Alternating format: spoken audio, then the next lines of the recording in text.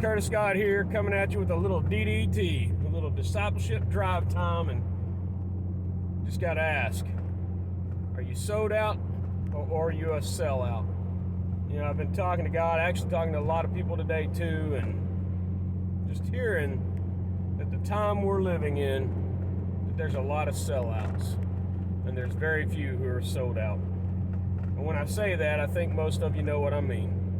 You know, looking across America, look at the craziness going on in our world and how many people are still tied up in the things that are going on. You know, still sold out to things that are killing people.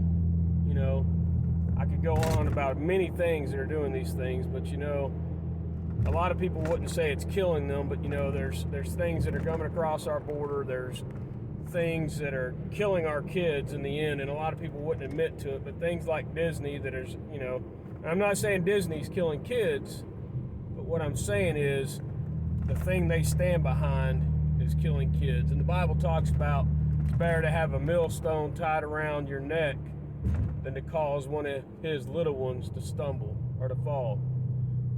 Anyhow, I just have to ask again, are you a sellout or are you sold out for God? Because the times that we're living in, God is going to be doing some great things, and you need to be sold out right now. And you know, I've been talking about this truth revolution that is, we're actually in the middle of it. A lot of people just don't understand because they're not listening. They're not hearing what God is saying. You know, a lot of people are even in churches, in congregations across America that are just talking and yelling at God, but they never sit still and know that He is God and just listen to His word, just listen to what He is saying. And you know, I've been bad about it. I'm guilty as ever. I think I've shared some of my testimony that there was a time there about 2 years ago that God really woke me up, and even throughout this time, after a little before the pandemic, that God woke me up, and I've gone through some too comfortable stages. But there is a time that you've got to make a final stand, because the time is coming that God is going to be judging people, and there's going to be a time where it's too late. And a lot of people would say, oh, it's never too late. There's always a second chance. And there is till that day. But you never know the day that is coming for you. You don't know the hour of the day that is coming for you. And yes, we are living in the last days and the last time of the earth as we know it. But the days are dark, as it says in the Bible, and that's where the church, those who don't just have a form of godliness, but those who have the power of God, are going to do great and mighty things. And that's where I'm just kind of calling out to everybody today, you know, because I see so many people that are congregants, so many people that are saying they're of the church but have no power. And really, I don't even know how much they talk to God, or if they just talk to God and never listen, because I'm going to tell you, God is speaking. And if you want to hear His voice, all you got to do is really listen.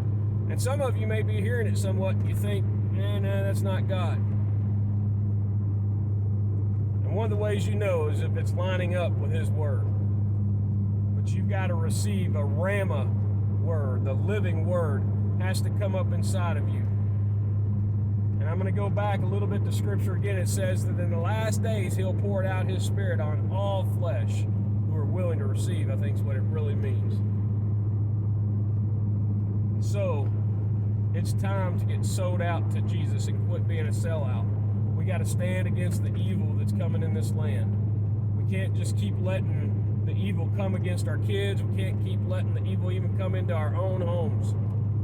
And I'm not sitting here trying to denounce anybody. There's been evil in my home that I've let come in the door through things like television programs, through all sorts of things. But it's time to take that stand.